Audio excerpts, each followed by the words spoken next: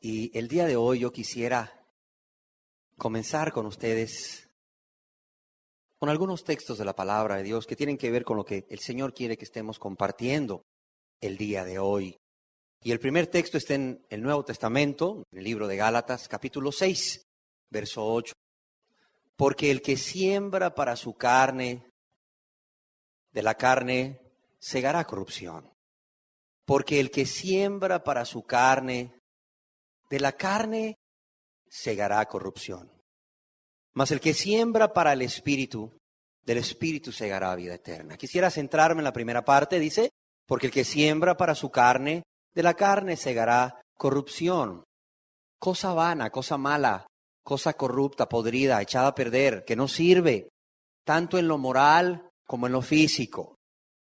En el Antiguo Testamento, en el libro de Éxodo, capítulo 32, verso 33, Éxodo capítulo 32, verso 33 dice, y Jehová respondió a Moisés, Dios respondió a Moisés, al que pecare contra mí, a este raeré yo de mi libro. Dice que Dios, Jehová o Yahvé, como le quieras llamar, respondió a Moisés y le dijo, al que pecare contra mí, a este raeré yo de mi libro. En el libro de Números, capítulo 5, versos 5 y 6, dice así. Números, capítulo 5, versos 5 y 6 dice, además habló Jehová a Moisés diciendo, di a los hijos de Israel, el hombre o la mujer, que cometiere alguno de todos los pecados con que los hombres prevarican contra Jehová y delinquen. Quiero leerlo de nuevo. Di a los hijos de Israel, el hombre o la mujer que cometieren alguno, dice, que cometiere alguno de todos los pecados con que los hombres prevarican contra quién, contra Jehová y delinquen. Hoy en día, ante el índice alarmante de una serie de enfermedades mortales, la ciencia médica se ha dado a la tarea de hacer conciencia en la población mundial acerca de estas enfermedades. Son enfermedades que han alcanzado índices alarmantes. Y vemos que por todos los medios escritos, las radios, la televisión, se advierte a la población. Se trata de hacer conciencia sobre todo a aquella población en alto riesgo, aquella población que es afectada por estas enfermedades. Se han invertido millones de dólares, porque ciertamente es mejor prevenir que lamentar. Y vemos cómo hoy en día conocemos más nuestro propio cuerpo. Vemos cómo hoy en día más y más mujeres se hacen un autoexamen de los senos, de sus mamas, para la detección pronta y la detección temprana del cáncer de mama, que es una de las primeras causas de muerte en la mujer. Cada día más mujeres están conscientes de un examen tan sencillo, pero tan importante como es la citología vaginal, para la detección del cáncer de cérvix, otra causa alarmante de muerte en las mujeres, sobre todo en los países subdesarrollados como los nuestros de América Latina. Vemos cómo cada vez más las personas están conscientes en ingerir una dieta más saludable. Cada día se comen más frutas, más verduras. Que si el brócoli y el tomate tienen sustancias que previenen el cáncer de próstata.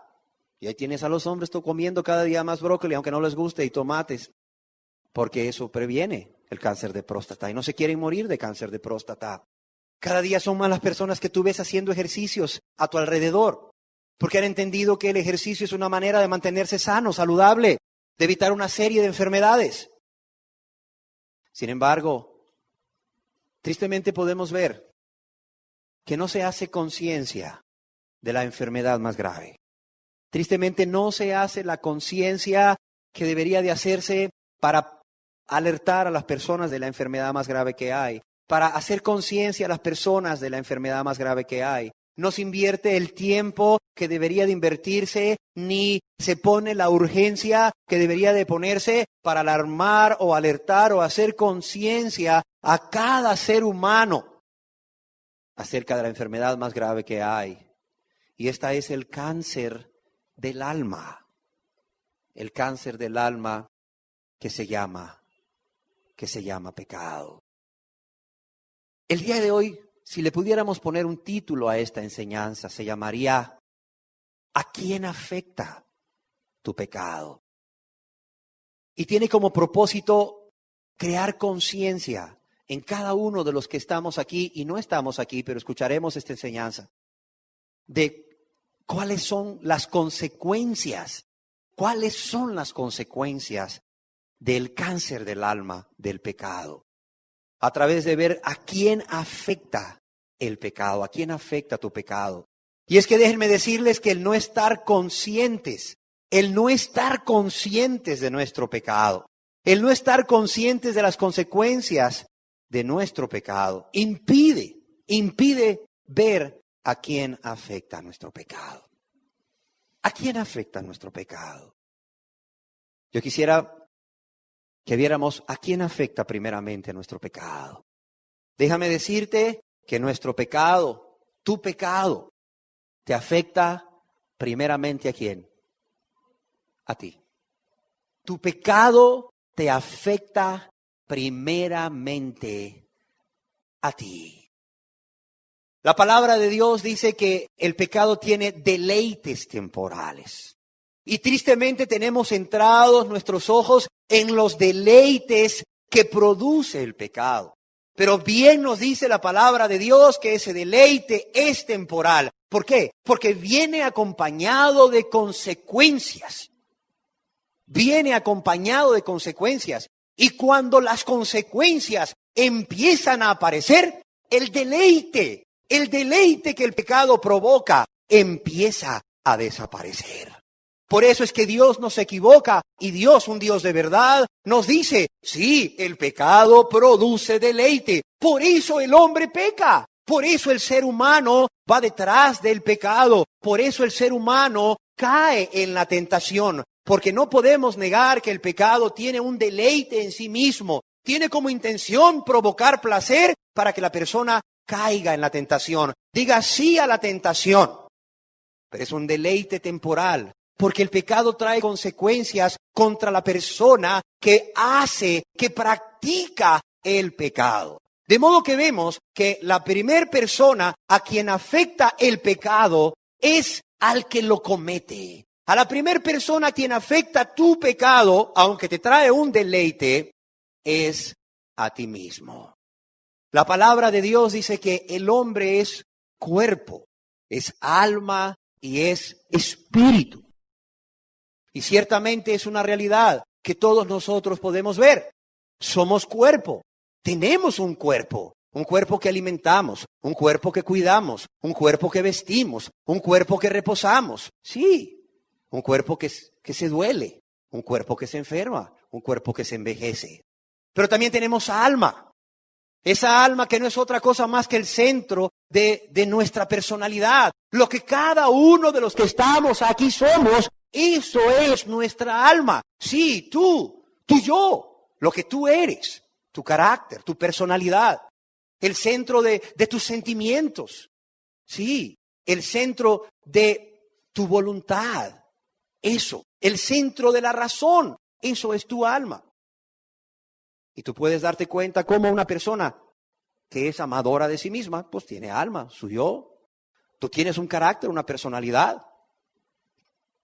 Idóneamente debería ser el de Cristo. Ir siendo transformado a la estatura del varón perfecto.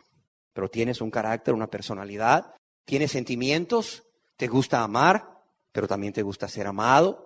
Y tienes una voluntad, tienes un alma. Pero también hay en ti algo que es espíritu, que se relaciona con Dios. Y es impresionante cómo el pecado afecta todo tu ser. Es impresionante cómo el pecado al afectarte primeramente a ti mismo, afecta a tu cuerpo, afecta a tu alma y afecta a tu espíritu. Afecta tu cuerpo. En 1 Corintios capítulo 6, verso 18, dice el Espíritu de Dios a través del apóstol Pablo, huid de la fornicación. Está hablando de un pecado en específico.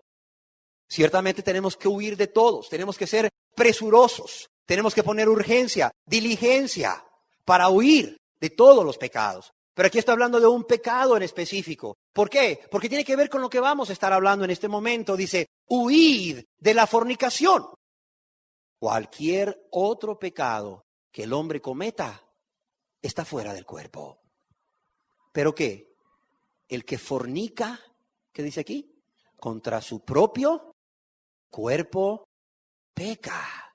El que fornica contra su propio cuerpo peca. Y es que hay algunos pecados, como en el caso de la fornicación, en que el cuerpo es el instrumento del pecado. Sí.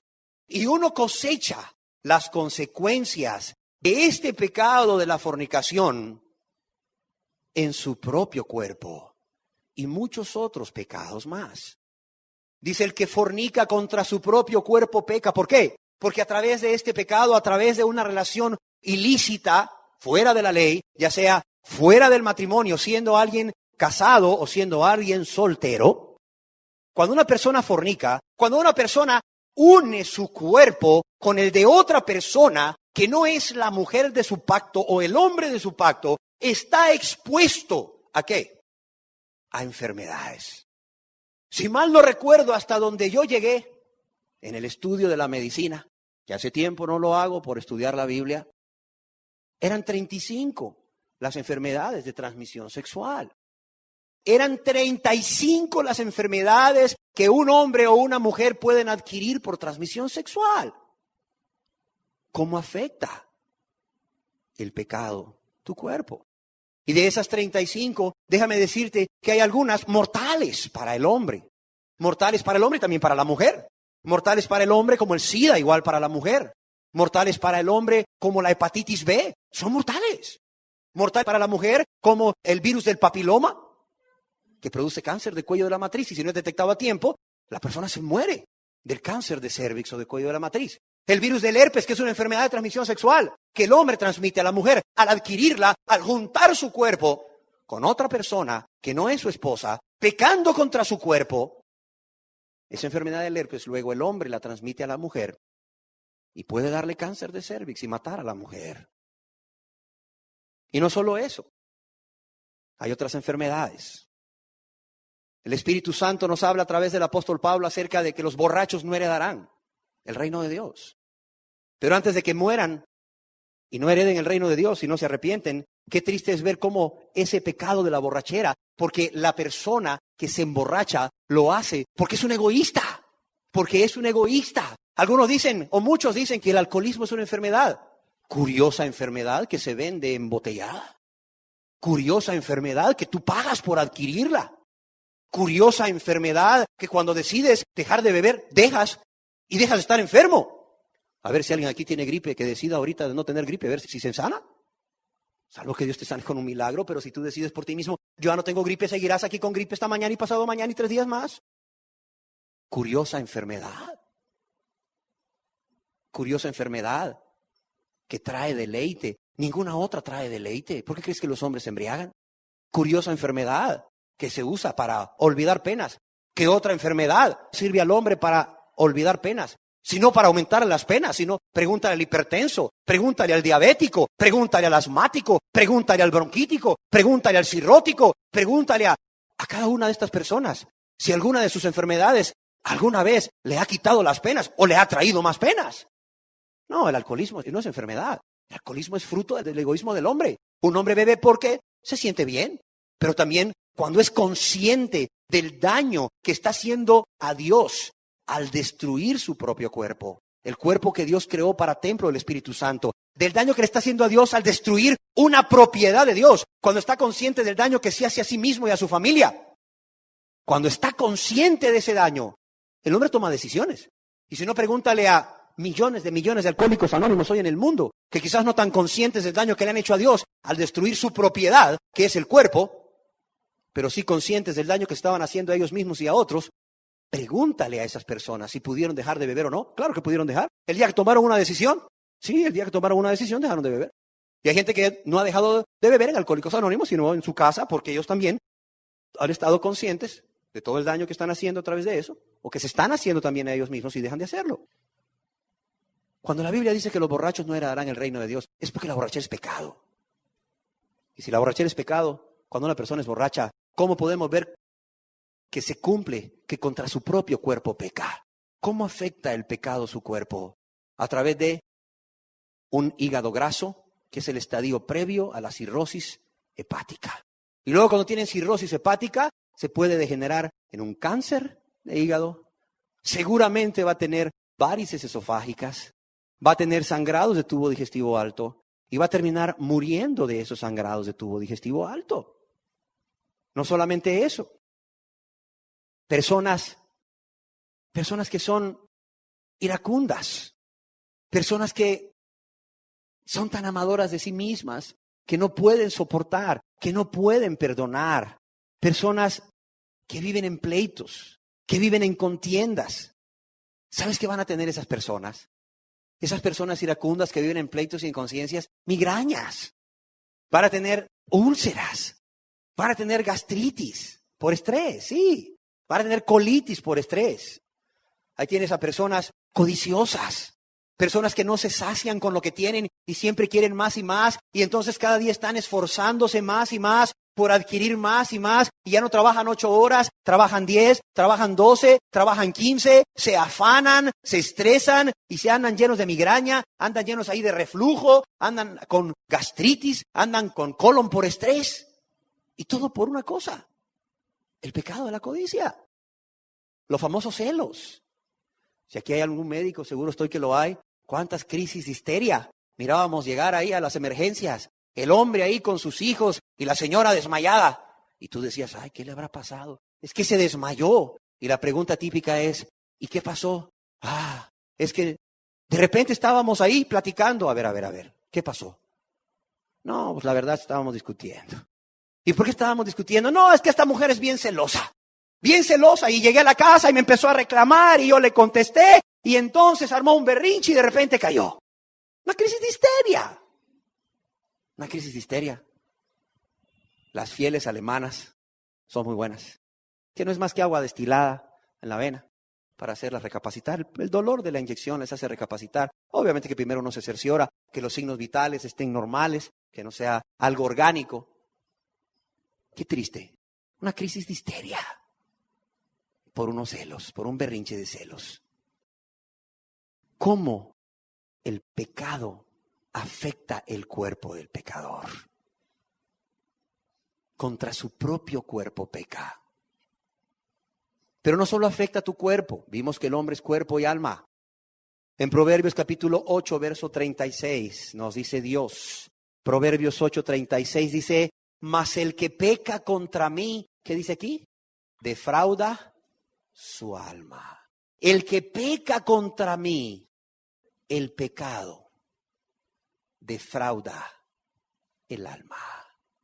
El que peca contra mí, defrauda su alma. Todos los que me aborrecen aman la muerte. Vimos que el alma es el centro del carácter de la persona, de la personalidad. Y vemos cómo el pecado afecta a esa parte del alma, el carácter. Cuando una persona practica el pecado, cuando una persona vive en pecado, vemos cómo su carácter es transformado por el pecado. Es más, tú lo puedes ver en los niños que pasan adolescentes. Aquellos niños lindos, preciosos, ¿verdad? De 1 año, de 3 años, de 5 años, que los padres no los instruyen en el camino para cuando fuesen viejos no se aparten de él. Los padres, que obviamente no conocen a Cristo, pues no les pueden revelar a Cristo a través de sus vidas, a través de un altar familiar, a través de la palabra de Dios, enseñándoles acerca de Jesús, del amor de Jesús, de la misericordia de Jesús, de la bondad, de la fidelidad, etcétera. Son niños que van creciendo, amándose a sí mismos cada vez más, amando sus pasiones, sus concupiscencias. Y aunque Dios no se los cuenta como pecado, ¿por qué? Porque su uso de razón no está desarrollado hasta los 10, 11 años. Las concupiscencias están ahí y se van desarrollando. Porque no hay un afecto fraternal hacia Cristo, un amor hacia Cristo que los lleve a decir no a las concupiscencias por amor a ese amigo que es Jesús, por amor a ese amigo que los ama mucho, por amor a ese amigo incondicional que es Jesús. Sí, ese amigo que aún ya en su tierna infancia, ya Jesús es su amigo. Y cuando eso no sucede, cuando no hay ese llevar a los niños de la mano a esa mayor revelación de Cristo, ellos llegan a los 11 años, 12 años, que ya tienen un uso completo de razón, que ya son responsables moralmente ante Dios. Y esas pasiones y esas concupiscencias inmediatamente se desbocan. Le echan la culpa a las hormonas. No puedo negar que hay un aumento en el nivel hormonal en la adolescencia. Pero así como el adulto le echa la culpa al diablo para todo, queremos echarle la culpa a las hormonas de los adolescentes para todo, cuando no son las hormonas en su totalidad. Tendrán culpa de un 10 a 15%, pero el resto por ciento es ¿de qué? De un carácter que está siendo ya afectado por el pecado. De un carácter que está afectando el alma del ser humano a su corta edad de 12, 13 años. Y es cuando los padres pegan el grito al cielo, porque ven a su niño transformarse en un pequeño monstruo y no saben qué hacer con él. Es cuando corren a las consejerías familiares pidiendo una receta de cocina, pidiendo quizás un versículo mágico que quizás orárselo al niño de noche imponiéndole manos o al adolescente. Vaya a ser que ese adolescente al día siguiente sea totalmente diferente. Pero no es así. Había que haber tomado ese niño, había que haber instruido a ese niño en el camino de la verdad, en el camino de Cristo, para cuando fuese adolescente y fuese un adulto, no se apartare de él, porque hay promesa. No hay versículos mágicos, no hay consejos mágicos, déjame decirte. ¿Cuántos padres de aquí tristemente están viendo o han visto a sus hijos adolescentes transformarse en lo que han temido siempre? En esos hijos rebeldes. O quizás no son rebeldes, pero son tan amadores de sí mismos más que de Dios, que ante Dios son iguales. Iguales que el hijo malcriado. Sí, el hijo que es obediente a sus padres, pero rebelde a Dios. Ante Dios es igual que el hijo berrinchudo, que el hijo malcriado. Sí, que el hijo manipulador, que el hijo irresponsable, que el hijo perezoso o flojo. Sí, el adolescente que no es amador de Dios, sino amador de sí mismo más que de Dios. Aunque tenga algunas virtudes en casa, ante los ojos de sus padres, de sus familiares, de los que le rodean. Pero ante Dios es igual que el otro amador de sí mismo también. Que la raíz es la misma. Son amadores de sí mismos los dos. Sí. Tú puedes ver cómo el corazón de alguien puede ser completamente afectado. ¿Por qué? Por el pecado. Cómo el carácter de la persona es afectado por el pecado. Y de esa forma vemos cómo el pecado de la persona afecta el alma de la persona. Pero no solamente el carácter, también el alma es el centro de la razón. Podemos ver cómo los seres humanos, increíblemente ante nuestros ojos, a veces o muchas veces se comportan, y lo digo con todo respeto, como animalitos irracionales. Es más, hay personas que dicen, yo no concibo cómo mi esposo sea capaz de tener otra relación con otra persona, que no soy yo, dice la esposa, con otra mujer, trayendo dolor, trayendo destrucción al matrimonio, a los hijos, a la familia. Hay personas que dicen, yo no concibo cómo fulano de tal, con una esposa tan guapa, pueda tener una relación de amantes con esa mujer tan fea. Y así dice uno, ¿por qué?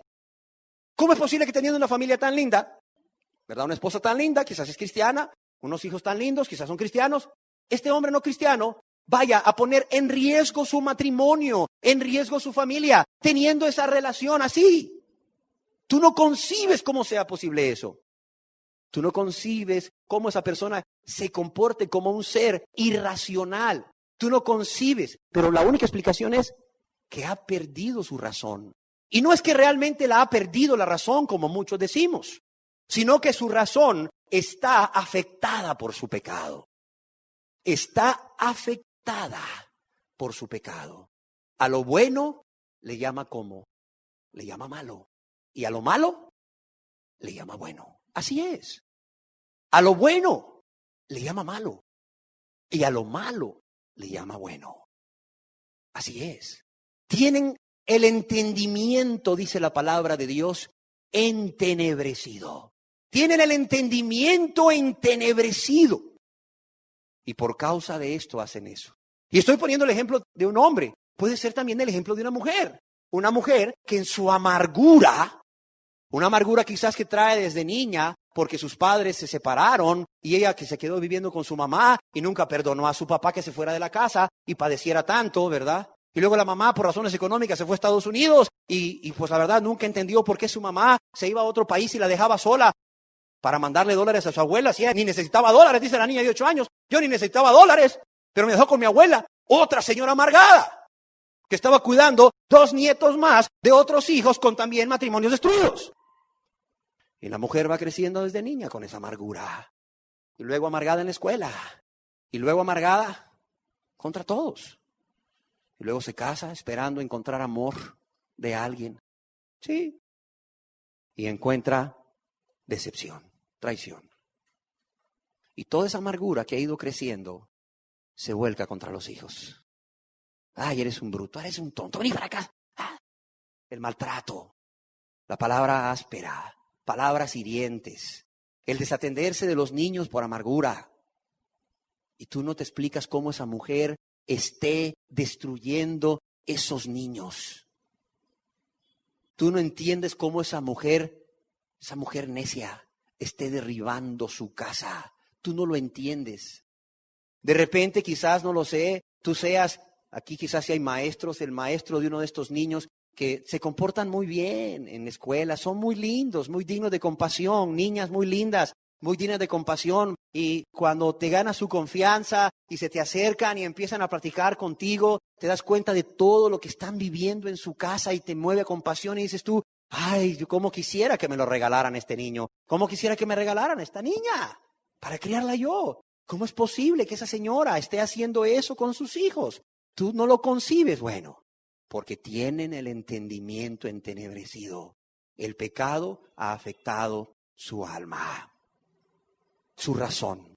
Pero no solo eso, el alma es el centro de los sentimientos. Qué terrible es cuando una persona tiene sus sentimientos gobernados por sus pecados. Cuando sus sentimientos están completamente afectados por sus pecados. Es un torbellino de pasiones. Híjole, no quisieras vivir con esa persona.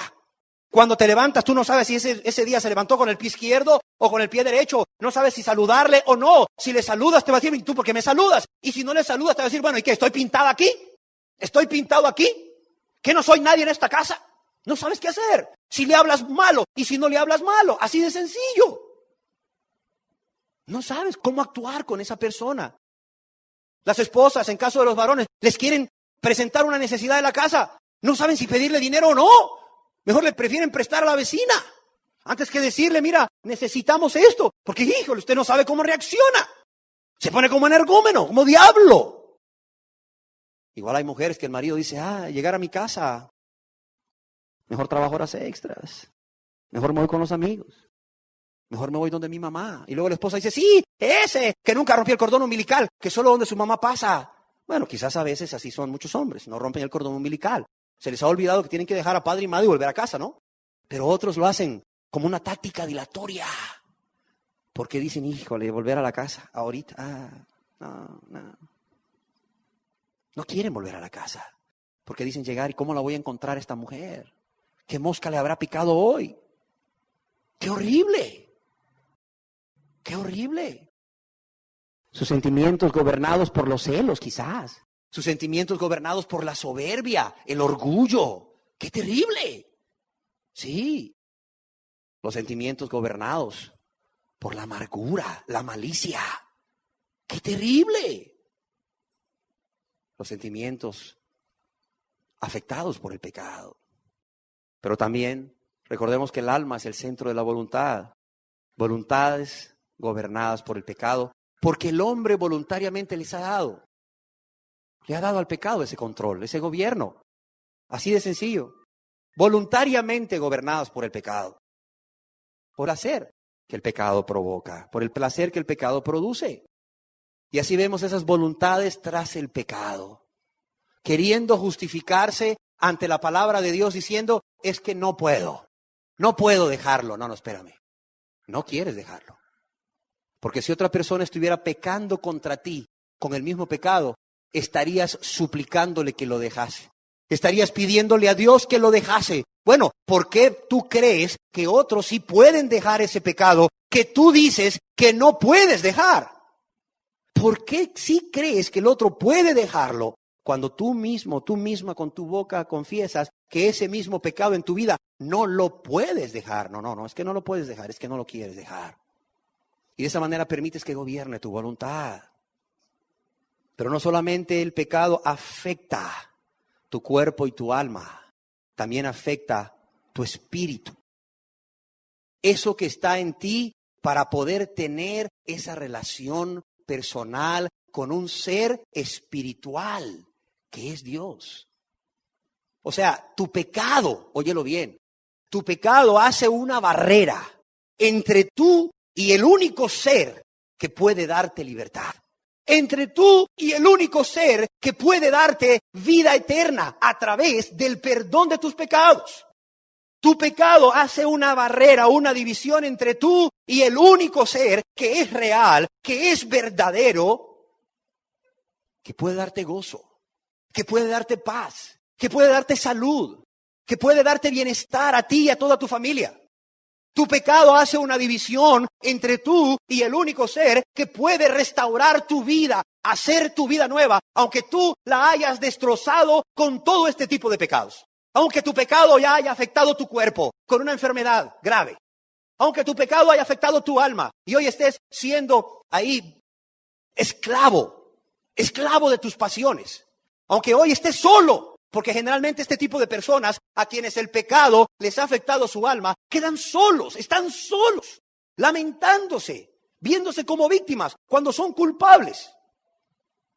El pecado también tiene consecuencias espirituales. Pone una división y una barrera entre tú y esa única persona que es espiritual, que es espíritu, que es Dios, que puede restaurar tu propia vida, aunque ya esté afectada por el pecado. Sí, tu propio matrimonio lo puede restaurar, aunque ya esté afectado por el pecado. Tu propia familia, aunque esté afectada por el pecado. Y ese ser espiritual es Dios. En Isaías capítulo 59, verso 2, vemos que dice en Isaías 59, capítulo 59, verso 2, dice, pero vuestras iniquidades han hecho división entre vosotros y vuestro Dios. Dice, vuestras iniquidades han hecho división entre vosotros y vuestro Dios. Y vuestros pecados han hecho ocultar de vosotros su rostro para no oír. Vuestros pecados han hecho ocultar de vosotros su rostro para no oír. Veamos el verso 1. Dice, he aquí, no se ha acortado la mano de Jehová para salvar. No se ha acortado la mano de Jehová para salvar. Ese ser que es espíritu, ese ser que es Dios, Él quiere restaurar, Él quiere salvar al ser humano. Sí, el ser humano afectado ya por su pecado, en su cuerpo y en su alma. Él quiere salvar y restaurar todo lo que el pecado ha lastimado.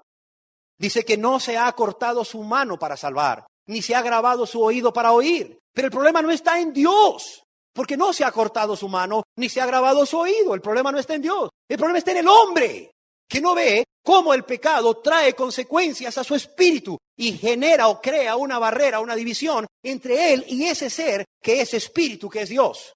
Vuestras iniquidades han hecho división, dice, entre vosotros y vuestro Dios.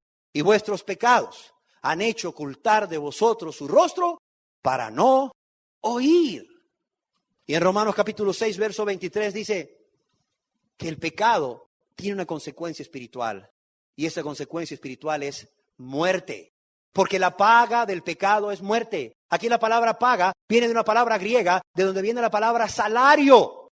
El salario que se le da al que practica el pecado es muerte.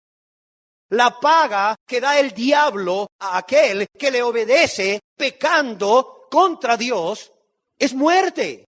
Y esta muerte, además de ser una muerte física, porque ya hemos visto cómo personas se mueren por causa de sus pecados, así también vemos que esta muerte es una muerte espiritual, es una separación con Dios. Dios le dijo a Adán claramente, el día que comieres de ese fruto, ciertamente morirás. Todos sabemos que Adán no murió porque vivió muchísimos cientos de años después. Entonces, ¿a qué muerte se refería Dios cuando le dijo a Adán, el día que comas de este fruto, ciertamente morirás? Se refería a una muerte distinta. Se refería a separación. La muerte física trae separación, ¿sí o no? ¿Quiénes de nosotros no hemos estado en un funeral de un familiar, de un ser amado, en donde vemos que lo meten en un ataúd, lo velan un día, otros que se resisten a esa separación, lo tienen ahí 5 días, pero finalmente lo entierran? Y el momento más doloroso de la muerte de un familiar, de un ser amado, ¿cuál es? Cuando lo meten en el hoyo y le echan tierra. ¿Por qué? Porque sabes que vas a regresar a tu casa y ya no va a estar ahí el cuerpo. Hay una separación. La muerte física implica separación. Cuando Dios le dijo a Adán, morirás, Adán, cuando comas de ese fruto. Cuando me desobedezcas, Adán. Cuando peques contra mí, Adán, habrá una consecuencia espiritual en tu vida. Ciertamente morirás. Habrá separación entre tú y yo. Eso es lo que le quiso decir. ¿Cómo lo sabemos? Porque Adán no murió, pero sí hubo una separación entre él y Dios. Dice en su palabra que él venía, que Dios venía al huerto y que Dios hablaba con Adán. Había una intimidad en ese lugar precioso, el huerto del Edén. Había una intimidad entre Adán y su Dios, y su Creador, y su Padre. Pero a raíz de ese pecado, Adán fue expulsado de ese lugar. Y esa comunión se rompió. Ya no había esa intimidad. Ya no había esa intimidad. Eso es algo que el hombre, tristemente, por cuanto no le han advertido, por cuanto no le han mostrado con diligencia y urgencia las consecuencias de su pecado, es por eso que no es sensible y solo ve el deleite. Solo ve el deleite, mas no ve el daño. ¿Cuánto afecta el pecado al hombre? Si en verdad fuéramos conscientes de esta parte, ¿qué crees que sucedería cuando viene la tentación? El hombre diría ¿qué? El hombre diría no. El hombre diría no, no. Si fuéramos conscientes, si meditáramos en esta parte que estamos viendo hoy, si hasta aquí terminara esta enseñanza y tú en realidad meditaras en cómo el pecado te afecta a ti en tu totalidad, en tu cuerpo, en tu alma y en tu espíritu. Cuando venga la tentación para llevarte a verte a ti mismo y pecar contra Dios y contra ti, tú dirías, no, no. Pero déjame decirte que el pecado no solamente te afecta a ti, el pecado afecta a otros. El pecado, óyelo bien, te afecta a ti y a quién más. A tu prójimo. El pecado te afecta a ti y tenlo claro, a tu prójimo. Si el pecado es grave porque te afecta a ti, ¿cuánto más grave no será cuando estás consciente de que afecta a tu prójimo? Déjame decirte que no hay pecados individuales. No, tu pecado afecta a terceras personas. Tú dirás, ¿cómo se comprueba eso? Bueno, así como el pecado de otros te afecta a ti. A ver, levante la mano. La persona que ha sido afectada aquí por pecados de otros. Levante su mano sin pena. Híjole, qué poquitos. Levante su mano bien en alto. La persona que otro ha pecado y le ha afectado. Gracias. La persona que ha descubierto que le han mentido y dice, me mintió. Y ella anda dolidísimo o dolidísima porque le mintieron. ¿Cuántos de los que estamos aquí, cuántos no hemos alguna vez dicho, ay Señor, cámbiale el carácter a ese hombre, cámbiale el carácter a esa mujer, esos gritos, esos enojos, ay Señor, ya, cámbialo, cámbiala? ¿Por qué? Porque sus gritos, sus enojos, sus pleitos, sus palabras groseras y ásparas te afectan, nos han afectado, ¿sí o no? Bueno, así como te afecta el pecado de otros, tu pecado afecta a otros. Sí, tu pecado afecta a otros. El Evangelio según San Lucas, capítulo 15, verso 18, vemos a un hombre que ha sido convencido de su pecado. Vemos a un hombre que se conoce como el hijo pródigo, que ha sido convencido de su pecado. Y por ese convencimiento de su pecado, ese hombre toma una decisión y dice, me levantaré e iré a mi padre y le diré, Padre, he pecado ¿contra quién? ¿Contra el cielo y contra quién? Contra ti. Padre, he pecado contra el cielo y contra ti. Nunca se te olvide que tu pecado te afecta a ti, pero también afecta a terceras personas. Cada vez que tú pecas, afectas a otros. Por ejemplo, recientemente se ha estado publicando, no sé si en el Heraldo, periódico de aquí, un estudio de investigación acerca del acoso sexual. ¿Por qué crees que tantas mujeres son víctimas del acoso sexual en las oficinas de gobierno y en la empresa privada? ¿Por qué crees que tantas mujeres tienen una vida miserable en sus trabajos, la fuente de su sustento, pensando a qué horas me va a tocar? ¿A qué horas me va a llamar para decirme cosas obscenas en el teléfono? ¿A qué horas me va a mandar a llamar para meterme a su oficina y quererme tocar? Y me llamó, suena el teléfono. ¿Quién será? ¿Será el jefe? ¿Será el compañero de trabajo? No, a lo mejor es su hijo que la llama para decirle, mamá, mi hermanito menor tiene dolor de cabeza, pero es un tormento el que suena el teléfono. ¿Cuánta gente no vive un infierno en sus trabajos? Por causa de un ser egoísta, codicioso, claro. Empezó a codiciar en su oficina solo, pero luego él, ¿qué hizo? Salió de él y se fue allá, hacia afuera, a afectar a otros. El pecado de una persona afecta a otros. ¿Cuántas personas, por saciar sus apetitos sexuales, van y cometen una fornicación y transmiten una enfermedad de transmisión sexual? ¿O cuántas personas usan a otros o a otras como un vil instrumento? Y la otra persona cree que en verdad está siendo amada por esa persona que le está llevando a tener una relación. ¿Cuántos se sienten usados hoy en día? ¿Cuántas se sienten usadas hoy en día? Por una codicia, por una fornicación, sí. Por un adulterio. ¿Cuántos se sienten usados? A una mujer se le dice, soy soltero. Estoy divorciado de mi mujer, vete a saber qué cosas. Y la mujer accede a una relación sentimental primeramente y luego a una relación de cuerpos. Para 6 meses después darse cuenta, cuando llama a la casa de este fulano de tal, resulta que el hombre no le daba el teléfono, siempre andaba con evasiva, solo le daba el celular, y un día le urge hablar con él, ¿verdad? Conoce a una amiga de él y dice, ve hombre, me urge hablar a fulano de tal, su celular no me contesta, dame el teléfono de su casa. La amiga que ella no sabe en qué andan, le da el teléfono de su casa y llama, y le contesta una mujer, le dice, hola, ¿con quién hablo? Con la señora de Pérez. ¿Cómo? Sí, la señora de Pérez, mire, ¿está por ahí fulano de tal? No, no está. Pero, ¿cómo la señora de Pérez? ¿Cómo que existe una señora de Pérez? Este hombre me dijo que era soltero. Por ahí le da la curiosidad y le dice, oiga señora, me dijo su esposo que ustedes están divorciados. Y la señora le dice desde la otra línea, ¿qué? ¿Divorciados? No, hombre, para nada. Estamos bien casados. Le dice la otra, gracias, le cuelga. Qué triste para esa mujer, ¿no? Cómo los pecados afectan a terceras personas. ¿Cuántos son afectados por los pleitos en la casa? Se ven de manera rutinaria, se ven de manera común. Pero los pleitos afectan, amargan el carácter, roban la paz de todos los que habitan en la casa. ¡Qué triste! ¿Cuántas personas por las iras, por los celos? ¿Cuántas personas son afectadas por los celos, por la malicia, por la soberbia de alguien, por el orgullo de alguien, por la avaricia de alguien? ¿Cuántas personas son afectadas hoy en día por la avaricia de alguien? Porque alguien simple y sencillamente quiere deleitarse en el poseer bienes, en el tener, en el acumular. Y hay necesidades a su alrededor. Hay necesidades a su alrededor. ¿Cuánta gente hoy en día es afectada? Por las envidias, por las enemistades. ¿Cuánta gente es afectada hoy en día?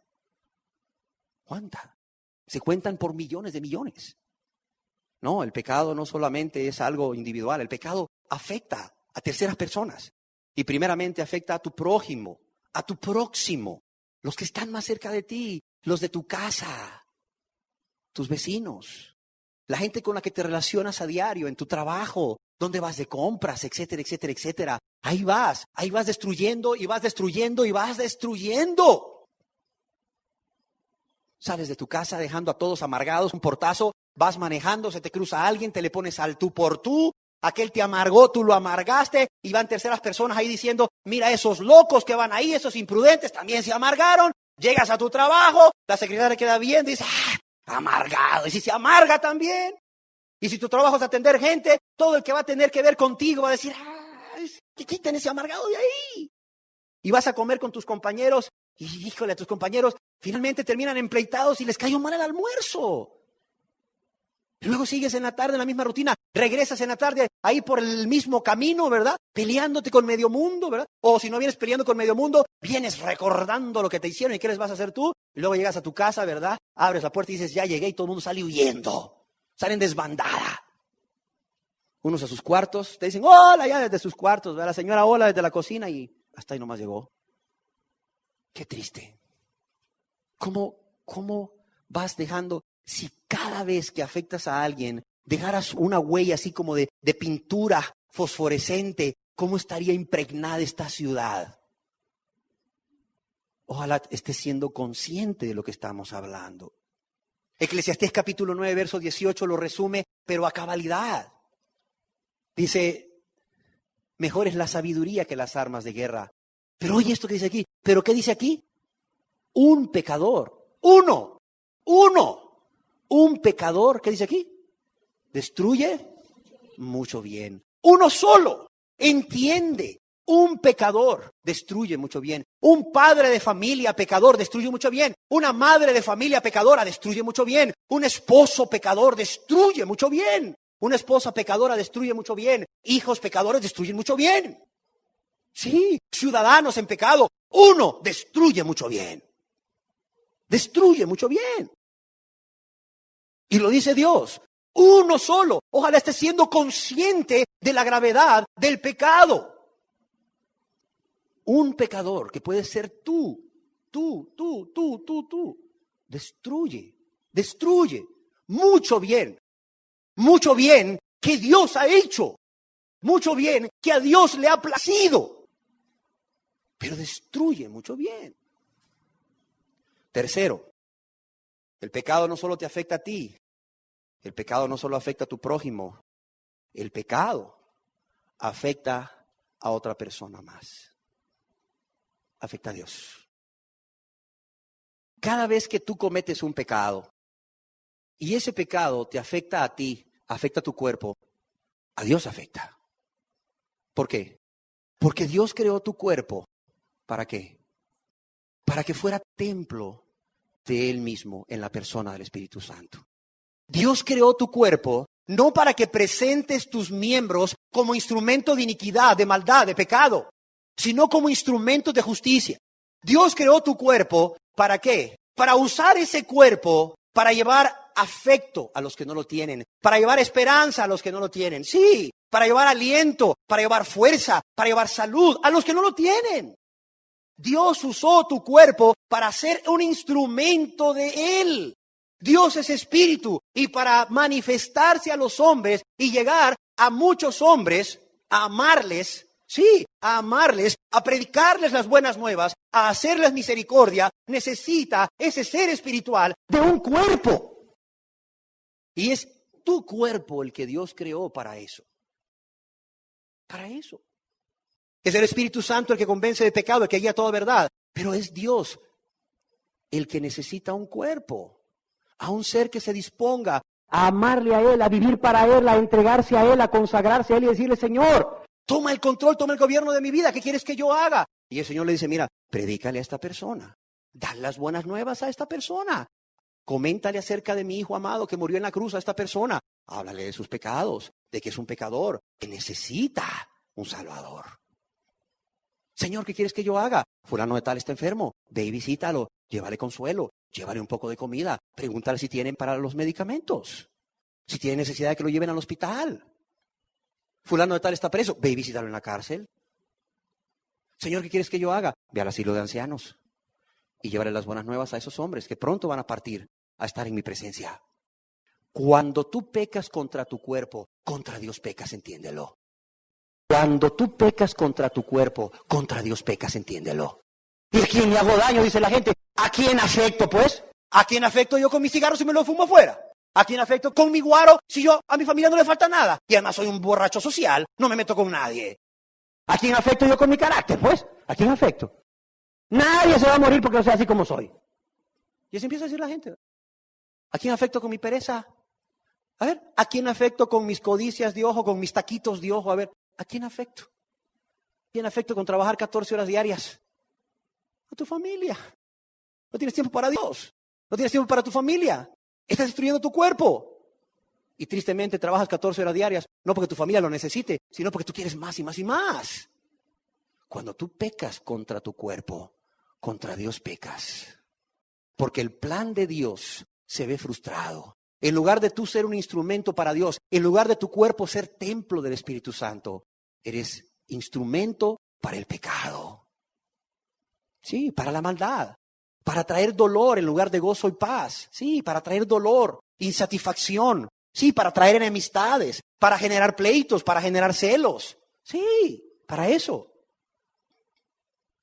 Cuando tú pecas contra tu alma y defraudas tu alma, contra Dios pecas. ¿Te acuerdas el proverbio que decía? El hombre que peca contra Dios, ¿qué dice? Defrauda su alma. Cuando tú defraudas tu alma, pecando contra tu alma, es porque has pecado contra Dios también. Has pecado contra Dios. Y cuando tú cometes pecados y te llevan a una separación con Dios, tú pecas contra Dios. Cuando tú pecas contra tu prójimo, tú pecas contra Dios. Tú pecas contra Dios. En 1 Samuel capítulo 12, verso 23. 1 Samuel capítulo 12, verso 23 dice, oye lo que dice Samuel. Así que lejos, óyelo bien, no cerquita. Yo le decía a una persona el otro día, ay, es que a ti te encanta vivir en la línea divisoria del pecado. Ahí te encanta andar ahí entre lo que es lícito e ilícito, en la línea divisoria viviendo. Oye lo que dice Samuel. Lejos sea de mí que peque yo contra quién.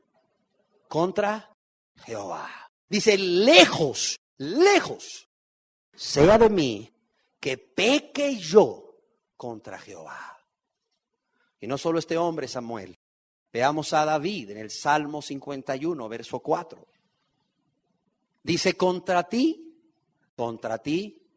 solo he pecado y he hecho lo malo delante de tus ojos. Este es el rey David, este es otro hombre. Años después, contra ti solo he pecado y he hecho lo malo delante de tus ojos. Estos dos hombres son una muestra de que había una conciencia en ellos, de que cuando pecaban, afectaban a Dios. Honestamente, en este momento, pregúntate a ti mismo, ¿has estado consciente hasta hoy de que cuando tú has pecado, tus pleitos, tus celos, tus iras, tus mentiras, tu amargura, tu falta de perdón, tu soberbia, etcétera, ¿tú has estado consciente de que has pecado contra Dios? A ver, piensa. ¿Tú has estado consciente de que has pecado contra Dios? Si tu respuesta es no, hoy ya estás consciente. ¿Qué vas a hacer? Pero si tu respuesta es sí, ¡qué grave! ¿Cómo es posible que hayas seguido pecando estando consciente de que tu pecado te afectaba a ti, afectaba a tu prójimo, pero también afectaba a Dios. Oye, qué cosa más grave, qué cosa más terrible, míralo. Sabías que pecabas contra Dios y lo seguías haciendo. Cuando hay conciencia de que el pecado afecta a Dios, hay dos cosas: temor y dolor. Cuando la persona es consciente de esto, hay dos cosas: temor y dolor. Temor, lo vemos en Samuel. Lejos, dice. Lejos esté de mí. ¿A qué distancia te mantienes de una serpiente cascabel? Lejos. De un pitbull, de esos perros famosos. Lejos. Del pecado. ¿A qué distancia la persona que está consciente que peca contra Dios se mantiene? Lejos. ¿Por qué? Porque hay un temor reverente. Hay un temor santo. Dices, lejos, lejos esté de mí que peque contra Dios. Entre mayor distancia haya entre el pecar contra Dios y yo, mejor. Pero por otro lado hay dolor. Hay dolor en el corazón del hombre. Cuando Natán fue a reprender a este hombre David, un hombre que amaba a Dios, pero que había pecado contra Dios horriblemente y había caído en unas tinieblas terribles, cuando Natán va y le denuncia su pecado, le dice, ¿tú eres ese hombre? Y le empieza a declarar todo lo que Dios le manda. ¿Qué dice David? Pequé contra Jehová. Pequé contra Jehová. Y podemos ver en la vida de este hombre el gran dolor que sentía por haber pecado contra Dios. En la vida de David, en este caso, no era temor, era dolor. Le dolía haber pecado contra Dios. ¿Por qué? Porque todos aquí estaremos conscientes, juntamente con David, de que Dios no había hecho otra cosa más que amar a David. O yo te pregunto, ¿en qué momento Dios le había hecho daño a David? A ver, ¿en qué momento? ¿Cuántas veces Dios había guardado a David cuando era pastor de ovejas, siendo un adolescente? Venían los leones a atacar a las ovejas y Dios le daba a David la fuerza y la habilidad para, con una honda, matar leones. ¿Sabes tú lo que es que un adolescente con una honda, con una piedrita se enfrenta a un león?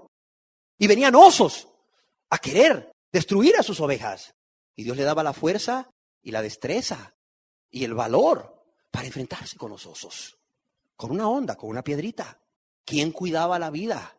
La vida de David. Dios la cuidaba. ¿Y quién preparó a David para ser un rey? No sin antes haberle guardado la vida ante el gigante Goliat.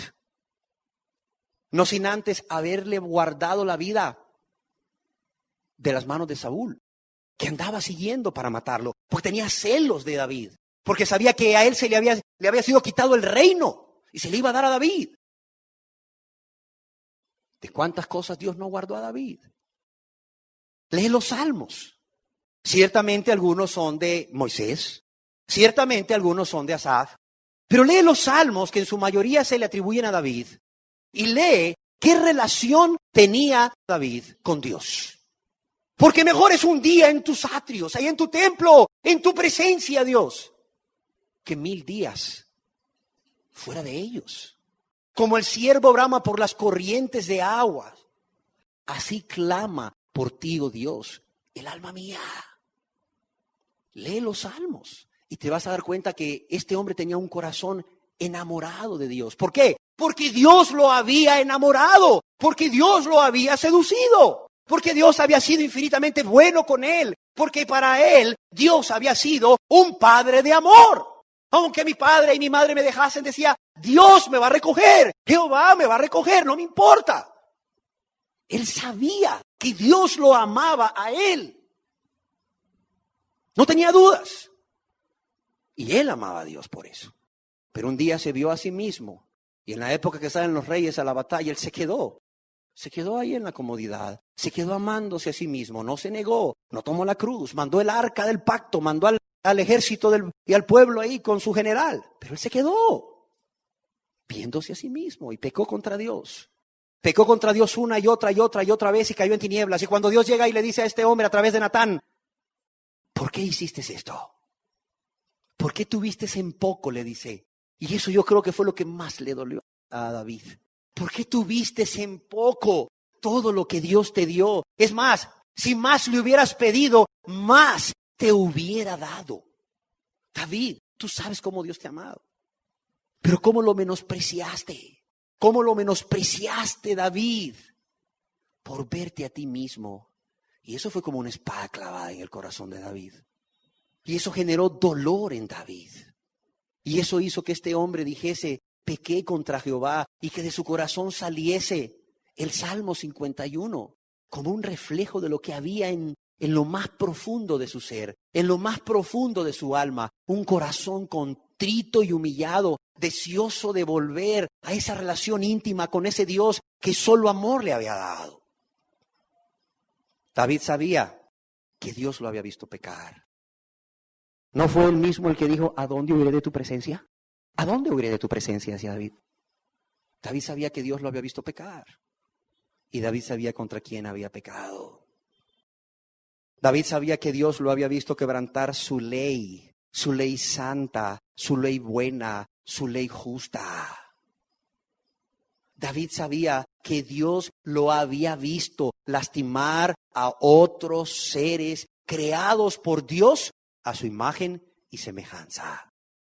David sabía que Dios había visto el dolor que el pecado de David había ocasionado a otros. Y esto obviamente que David lo sabía, provoca una reacción en el corazón de Dios. Dice la palabra de Dios que cuando Dios ve que el corazón de la gente es de continuo mal, a Dios le duele en su corazón. ¿Sabías eso? A Dios le duele en su corazón. A Dios le duele en su corazón. Cuando ve los pensamientos de las personas y los designios de su corazón no son para Dios, para alabarle, adorarle, darle gracias, amarle, servirle, glorificarle, obedecerle, depender de Él, confiar en Él, sino para vivir para ellos mismos. Dice la Biblia que a Dios le duele en su corazón. Y si tú quieres buscarlo en tu Biblia, búscalo en Génesis capítulo 6, verso 6. Fíjate lo que dice Génesis. Dice, y vio Jehová, Dios ve. Y vio Jehová que la maldad de los hombres era ¿qué? Mucha en la tierra. Y que todos los designios de los pensamientos del corazón de ellos era de continuo solamente al mal. No habían pensamientos para Dios, no habían corazones convertidos a Dios, sino que todo designio de sus pensamientos del corazón de ellos era de continuo solamente al mal. Y dice, y se arrepintió Jehová de haber hecho hombre en la tierra, y le dolió en su corazón. Y le dolió en su corazón. Y David sabía que a Dios le había dolido en su corazón. Cuando David leía el Pentateuco de niño, David leía estos versos que estamos leyendo hoy. Y David probablemente decía, qué tremendo, cómo estos hombres podían vivir nada más para ellos y para sus pecados, provocando dolor a Dios. Y David pensaba quizás, a Dios le duele en su corazón cuando vivimos para nosotros y pecamos contra Él. David había leído muchas veces estos versículos. Y cuando David pecó, y cuando David fue consciente de su pecado contra él mismo, contra su prójimo y contra Dios, David se dolió. Claro que se dolió, pero no se dolió por él. ¿Por qué se dolió? Por el dolor que él sabía le estaba provocando a Dios. Cerremos nuestros ojos un momento para que podamos reflexionar y meditar en esto un momento antes de irnos. Dice la palabra de Dios, no lo digo yo, que tú has pecado contra tu propio cuerpo, que tú has pecado contra tu propia alma y tú has pecado contra tu prójimo. Dice la palabra de Dios que tú has pecado contra tu prójimo y que has destruido mucho bien. Pero también dice la palabra de Dios que tú has pecado contra Dios. Y hoy Dios quiere que seas consciente de que tu pecado no solo te afecta a ti y a tu prójimo, sino que también afecta a Dios, a ese ser que solo te ha amado, así como solo amaba a David. O yo te pregunto hoy, ¿en qué momento de tu vida, como preguntamos en la vida de David, Dios te ha hecho mal? ¿En qué momento Dios te ha hecho mal? Pregúntate, ¿en qué momento Dios te ha hecho mal? Si nadie te ha amado más que Dios. Nadie te ha amado más que Dios. Y cada vez que tú has pecado, Dios te ha visto. Dios ha estado ahí. Dios has visto todo lo que has hecho. Dios has visto cómo has quebrantado su ley. Esa ley que Él ha dejado para tu bienestar, para guardarte, para protegerte a ti y tu familia, para que seas feliz tú y tu familia.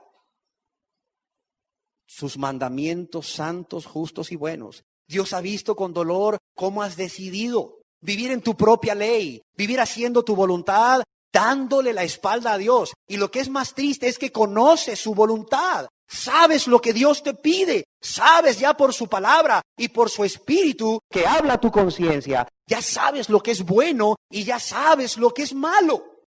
Y aún así, quebrantas la ley que Dios ha puesto para tu bienestar, fruto de su amor. Y no solo eso, Dios te ha visto cómo tú has lastimado a otros seres creados por Dios. Llámese esposa, llámese esposo, llámense padres, hermanos, hijos, amigos, lo que sea. Desconocidos. Dios ha visto cómo tú has lastimado a otros seres creados por Dios a su imagen y semejanza. Y eso le ha dolido a Dios en su corazón. El verte darle la espalda le ha dolido en su corazón. El verte hacer tu voluntad, vivir en tu propia ley, en tu propia ley, en tu propia voluntad y darle la espalda a su voluntad, desobedeciéndola, eso le ha dolido a Dios en su corazón. Pero también Dios ha visto el dolor que tu pecado le ha provocado a otros. Nada más porque solo te ves a ti mismo. Porque no quieres amar. Porque no quieres amar. Por eso. Porque no quieres amar a los demás. Porque estás tan centrado en ti mismo, en ti misma, que vives como si fueras el único ser creado en este planeta. O que todos los demás viviésemos para ti, para servirte a ti, para agradarte a ti, para procurar tu propio bien y tu propia felicidad. Que es una obligación de todo ser creado hacerlo contigo. Pero tú no. No, tú no tienes ningún deber para con nadie, ni para con Dios. Dios ha visto el dolor que tu pecado le ha provocado a otros y eso ha lastimado a Dios, ha afectado a Dios. Si tú estabas consciente de esta verdad antes, qué triste es que hayas pecado contra el ser que solo te ha amado, provocándole un dolor y no te haya importado. Qué triste. Mira, valora el estado de tu corazón, que es capaz de lastimar al ser que solo bienes te ha hecho. Ese corazón que ha sido capaz, a través del pecado, de lastimar a ese ser que dejó el cielo, que dejó la gloria, y solamente por una sola razón. Porque te vio a ti, sí, a cada uno de los que estamos escuchando esta palabra. A ti te vio desde los cielos, te vio perdido como vio perdido a David, te vio en tinieblas como vio en tinieblas a David, sin esperanza, ya listo para la condenación eterna. Así te vio. Y qué precioso es que no mandó un profeta como lo hizo con David, que mandó a Natán. Dios mandó a su Hijo amado, a Jesús, su Hijo amado en quien tenía complacencia, a Dios mismo, hecho hombre, no a un profeta, mandó a Jesús, Dios el Hijo se hizo hombre para venir a esta tierra, para abrirte los ojos, para enseñarte el camino de regreso a casa, el camino de regreso al Padre, el camino de regreso al gozo y a la paz, el camino de regreso a la restauración total de tu vida, de tu cuerpo, de tu alma, la restauración total de esa relación con Dios, que tú mismo has roto por tu pecado. La restauración total de tus matrimonios y de tu familia. La restauración total de las almas que a tu alrededor has lastimado. Dios manda a su Hijo amado, Dios el Hijo en persona. Y no solo viene a este mundo y se hace hombre, no solamente te enseña el camino de regreso a casa, sino que muere por ti. ¿Y de qué manera? Para que tú pudieses tener una oportunidad. Para que tú amases a Dios. Porque Él te ha amado. Y no amases el pecado. Y no amases tus pasiones. Y no te amases a ti mismo o a ti misma. Para que tú le pudieses dar la espalda al pecado. Porque tus ojos ya no estarían puestos en el pecado, sino en Cristo Jesús, que te amó hasta el fin, hasta la muerte. Y aún resucitó para tu justificación. Para que quitases los ojos del mundo y de lo terrenal y los pusieses en Jesús y en lo celestial, en lo eterno. Para que quitases los ojos de ti mismo y los pusieses en el crucificado. En el crucificado, en ese que sigue ahí crucificado, esperando a que tú vayas y le digas, he pecado contra el cielo y contra ti. Sí, ese que todavía sigue ahí clavado en una cruz, esperando que tú vayas con un corazón contrito y humillado, consciente de tus pecados, consciente de contra quién has pecado, consciente de todo esto. Y vayas a Él, el único que puede hacerte limpio, el único que puede hacerte nuevo, el único que puede perdonarte. Y le digas, consciente de tus pecados y consciente de a quién ha dañado tu pecado. Contra ti solo he pecado y he hecho lo malo delante de tus ojos. Y dice su palabra que hoy es día de salvación. Dice su palabra que hoy es día de salvación. Dice su palabra que otra vez determina un día, hoy, diciendo después de tanto tiempo, por medio de David, como se dijo, si oyereis hoy su voz, no endurezcáis vuestros corazones. No endurezcáis vuestros corazones. Oh querido pecador que estás aquí, quiere Dios que puedas entender a quién afecta tu pecado. Y no solo que puedas entender a quién afecta tu pecado, que puedas entender que hay alguien que quiere perdonar tus pecados y puede perdonar tus pecados. Pero se necesita que tú entiendas que has pecado contra ti, contra tu prójimo y contra ese ser que puede y quiere perdonar tus pecados. Que hay una barrera a causa de tus pecados entre tú y ese ser. Que tú tienes que reconocer tus pecados. Tú tienes que reconocer hoy las consecuencias de tus pecados y venir a Él,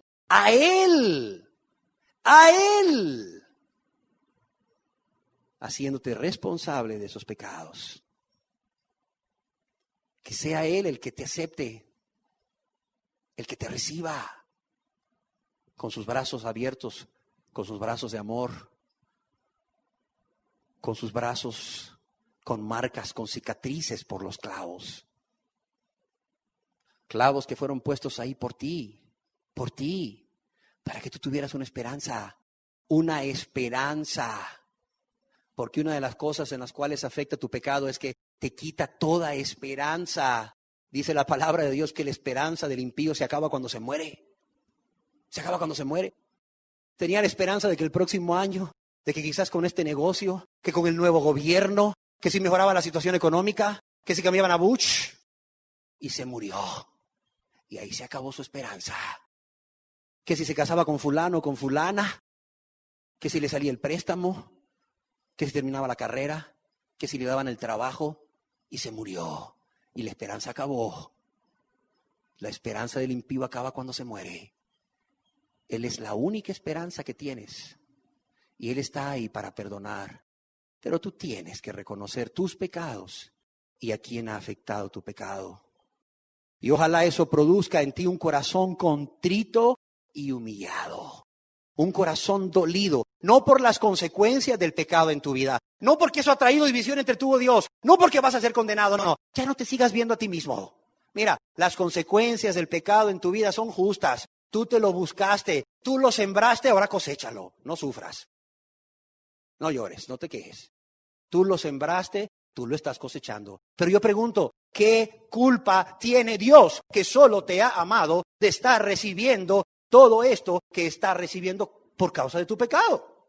¿Qué culpa tiene Dios? Piensa. ¿Cuándo Dios se mereció semejante ofensa? Semejante daño a causa de tu pecado. ¿Cuándo Dios se mereció semejante dolor? Piénsalo. ¿Cuándo Dios se lo mereció? Nunca. El Señor quiere y puede salvarte. Quiere y puede darte gozo y paz. Quiere y puede restaurarte a ti y todo lo que tú tienes. Y todo lo que necesita ser restaurado. Todo lo que fue destruido por causa de tu pecado. Pero tú necesitas estar consciente de tu pecado y a quién afecta tu pecado. Y no quiero hacer llamados al frente porque me ha pasado que hacemos llamados al frente y la gente pasa movida por una emoción. Y luego siguen en la misma vida. Mejor ahí donde estás. Medita en estos momentos. Medita en estos momentos. ¿A quién ha afectado tu pecado? ¿Cuánto daño hay en tu pecado? Y lo más terrible es que es contra personas que tú dices amar, que tú dices dar la vida por ellos. Y una vez que has reconocido tus pecados y a quién afecta tu pecado, ojalá que eso te lleve a tomar una decisión muy personal entre tú y Dios. No más. Hasta aquí no más, Señor. Ya no más. La cruz delante y el mundo atrás. No vuelvo atrás, jamás. La única decisión que Dios espera de ti. No vuelvo atrás, jamás. No vuelvo atrás, jamás. Es la única decisión que Dios espera de ti. La única. La única decisión justa, por cierto. Justa. Por amor a ti, por amor a tu prójimo y por amor a Dios. No vuelvo atrás. No en tus fuerzas, con la ayuda de Cristo. Con la ayuda del que murió para salvarte, para perdonarte. Pero también resucitó y ha prometido estar en esta tierra, en la persona gloriosa del Espíritu Santo, para dar poder, para vivir esa vida agradable a Dios. Y derramaré sobre vosotros mi espíritu, dice el Señor. Y derramaré sobre vosotros mi espíritu. Y haré que andéis en mis estatutos, guardéis mis preceptos y los pongáis por obra. No es en las fuerzas tuyas, ni las de nadie. Es por el poder que Dios da a través de esa divina persona del Espíritu Santo. Y derramaré, dice la promesa, derramaré sobre vosotros mi espíritu y haré que andéis en mis estatutos, guardéis mis preceptos y los pongáis por obra. Esto es el Evangelio de Dios. Estas son las buenas nuevas de salvación. Y tú puedes hoy abrazarlas. Tú puedes hoy rendirte a estas buenas nuevas y al Salvador que dio las buenas nuevas, que es también Señor. O puedes salir de aquí diciendo, así que bonito, qué interesante, y volver a tu vida de pecado. Eso sí, sábelo. A partir de hoy, aunque vuelvas a tu vida de pecado, sabrás que cuando pecas, pecas contra ti. Pecas contra tu prójimo. Que destruyes mucho bien. Y que pecas contra Dios. Un Dios que solo bienes te ha hecho. Pero un Dios que un día te va a juzgar con gloria. Y que no tendrá por inocente al culpable. Hoy es día de decisiones. Si oyeres hoy su voz, no endurezcáis vuestros corazones. Hoy tú puedes abrazar esta buena nueva. De que eres un pecador y has pecado mucho contra Dios, contra tu prójimo. Has destruido mucho bien. Pero también que Cristo murió por ti en la cruz, por los pecadores. Él vino a llamar a los pecadores al arrepentimiento. Él vino a llamar a los pecadores al arrepentimiento. Y Él te está llamando a ti, a través de estas buenas nuevas. Tú decidirás si le pones un alto a tu vida egoísta de pecado o si sigues igual. Tú decidirás. Tú decidirás si sigues con tu engaño que te has creado a ti ahí para poder tener tu conciencia tranquila y seguir viviendo en pecado. O vienes a Jesús. Tú decides. Es una decisión muy personal de vivir para Él, de amarle a Él. No de ser parte de este grupo, no, olvídate. No, olvídate. No.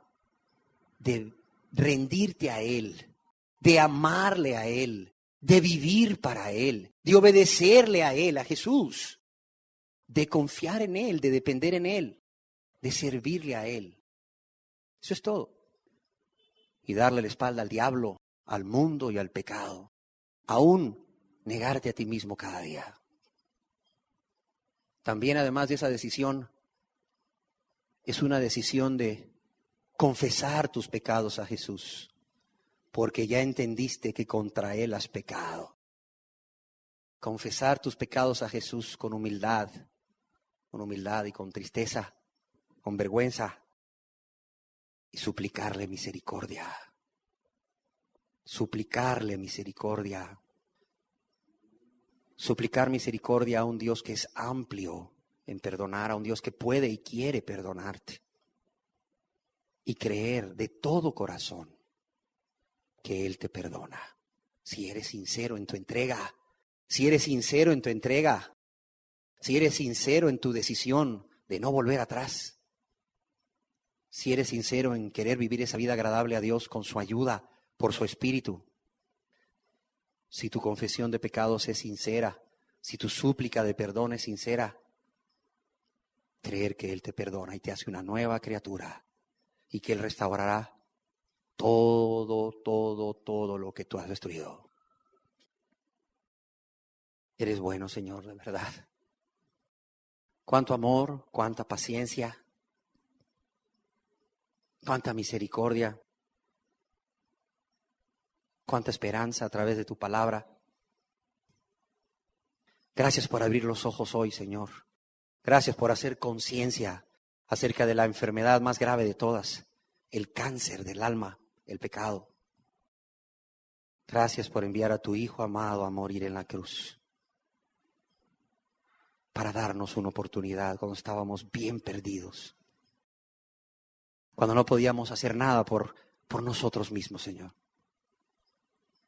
Y gracias por permitirnos reunirnos hoy, Señor, y oír estas verdades, que lleguen al corazón, Señor, y que lleven a las personas a tomar decisiones. Decisiones para ti, Señor, para ti. Te lo suplicamos, Padre, en el nombre precioso de tu Hijo Jesús. Amén.